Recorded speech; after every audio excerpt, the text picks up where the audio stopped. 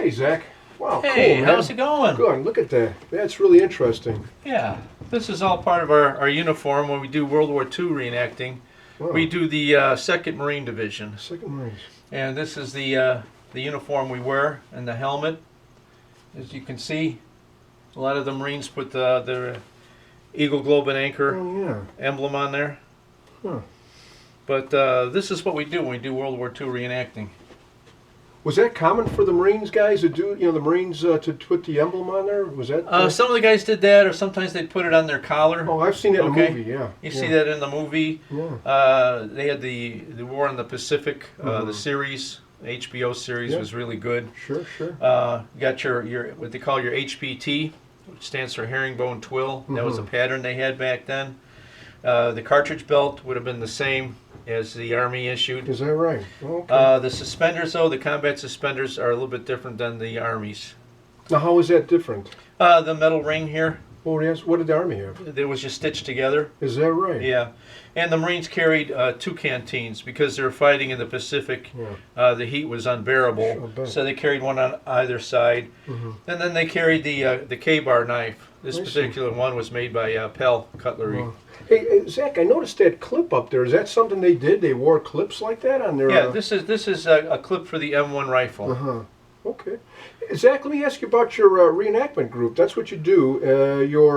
You have a reenactment group. You were telling me you do Army and Marines, but you're focused pretty much on Marines. The Marines, Can you tell us a little bit about that? Yeah, we're basically stationed out of the Midwest. We got guys from Chicago and the suburbs. We got some guys from Indiana. Actually, as far down as Indianapolis, they come up and reenact with us. Guys from Michigan. We do all kinds of things. We do living history. We have done lectures in schools. We do parades, 4th of July, Memorial Day parade.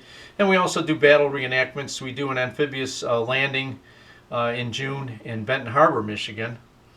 And then we do the LST 393 up in Muskegon. And LST 393 was an actual landing ship on D-Day. There's pictures of it with its bow doors open and the jeeps and tanks coming out.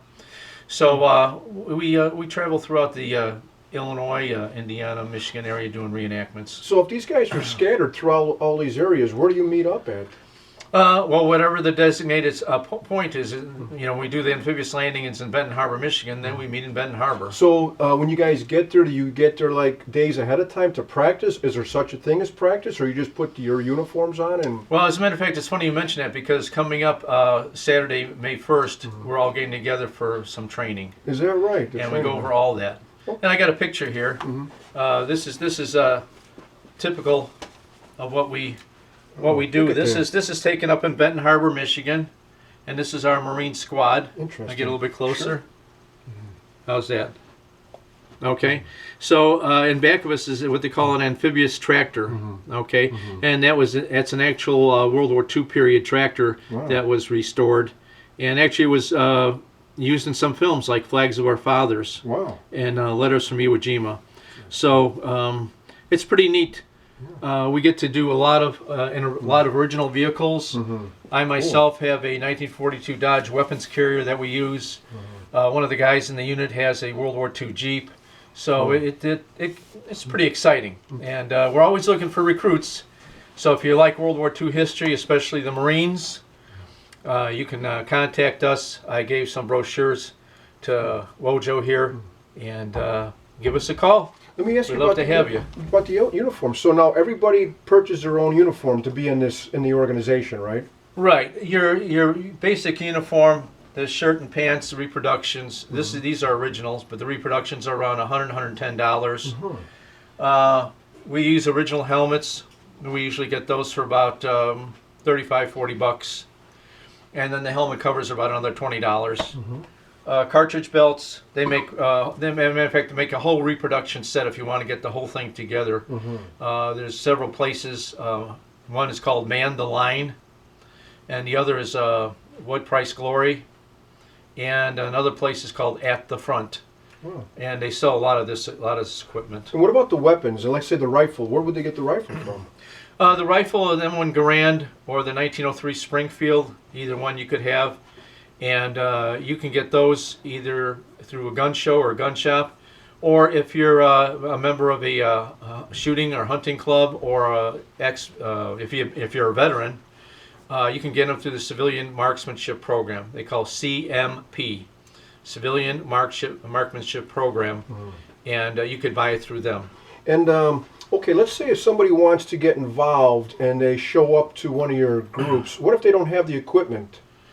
Usually when the guys first come around, we invite them to come to a couple of our events to make sure they like it. Talk to the guys. There's usually about 10 to 14 of us, and we'll fill them in on what they're going to need, and they can actually see us in action, what we do, if they're to see if they're interested in that. And if they are, we can help them hunt up this equipment. A lot of it we can get used, or we have extra stuff. There's a couple things we can lend you until you can afford to buy them. But your biggest expense would be the Garand rifle, which would probably run around $600 to $650. And you can purchase that now. You can get a Garand, right? You can get that through the Civilian Marksmanship Program. Matter of fact, we just brought in 80,000 of them, M1 Garands from the Philippines. The Philippines recently turned over all their Garands to the Civilian Marksmanship Program. Is that right? And right now they're going through them, making sure they're operable. If there's something wrong with them, they replace parts. But they're original M1 Garands. And why did they do that? Why did they turn that in, those weapons? Well, the whole idea was on this Lend-Lease kind of a deal they got. If once they're done with them, they're supposed to return them back to the United States. I see. Interesting. Okay. Yeah. Okay. Zach, so this is going to go on YouTube, and these folks, whoever's watching this, might not be able for me to give them a pamphlet. Can you have a website? You can tell us the address right now? Could you? Sure. If you want to get on YouTube, you can put in, for instance, they did a video of us in Lockport, Illinois, at Delwood Park. And if you would just do a search for 2nd Marines, Easy Company, Delwood Park, Lockport, Illinois, you'll see the little video they made of us, which shows you typical kind of things we do. And also, you can email me at Zack, Z-A-K, dash, attack, A-T-T-A-C-K, at sbcglobal.net. That's Zack-attack at sbcglobal.net, and I will send you information. Great. Oh, okay, interesting.